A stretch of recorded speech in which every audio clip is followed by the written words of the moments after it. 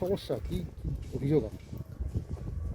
সমস্যা অভিযোগ বলতে মায়ের 2002 সালে ওনার ভোটার লিস্টে নাম ছিল। এমত অবস্থায় বছর 5 আগে উনি ব্রেন স্ট্রোকে ওনার একদিকে ব্রেনটা খোলা আছে, তো সেই মানুষটা কমায় আছে 5 বছর।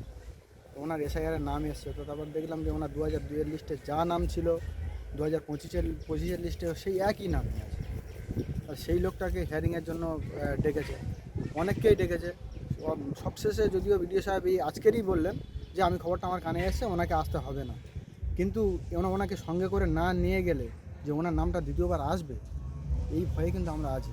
কেন অনেক মানুষেরই ফিরে আসছে, আর আমরা সত্যি খুব সমস্যার মধ্যে আছি। এরকমভাবে মানুষের হ্যারেসমেন্ট আমাদের সেই 1940 সালের দলিল আছে এখানে।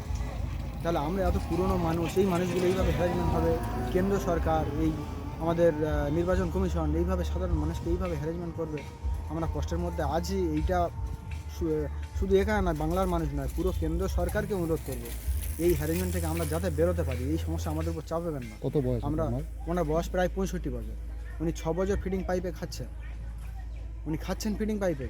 আপনারা তো ছবি নিয়েছেন, দেখেছেন, আমি আপনাকে দেখিয়েছি যে উনি নিজে হাত ভালো করে নাড়তে পারেন না, কষ্ট হলে কিছু বলতেও পারেন না, উনি কান্না ছাড়া আর কিছুই পারেন না। তাহলে এই মানুষটাকে নিয়ে হেয়ারিং কীভাবে যাবো বলুন দেখি?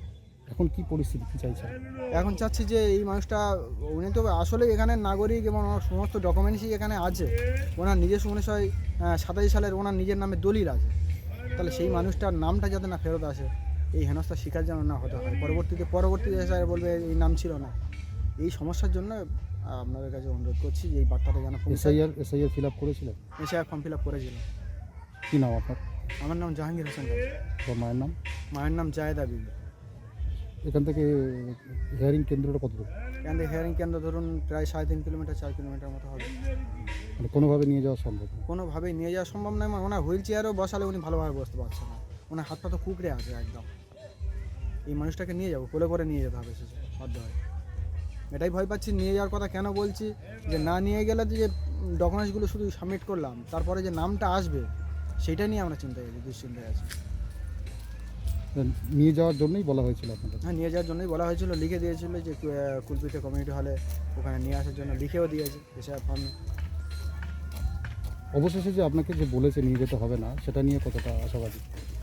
দেখা যাক, বিডিও সাহেব তো বলেছেন যতক্ষণ না নাম আমাদের ফাইনাল লিস্টে আসছে ততক্ষণ আশা তো কিছুই দেখছি না। কারণ অনেকেরই এরকম নিয়ে আসতে হবে না বলেছে, তাদের আবার পুনরায় আবার তাদের এর জন্য ডেকেছে, তাদেরকে হিয়ারিংয়ের জন্য দ্বিতীয়বার আবার ডেকেছে। তো এনার যে ডাকবেন না, সে নিশ্চয়ই তো কিছু পাচ্ছি না।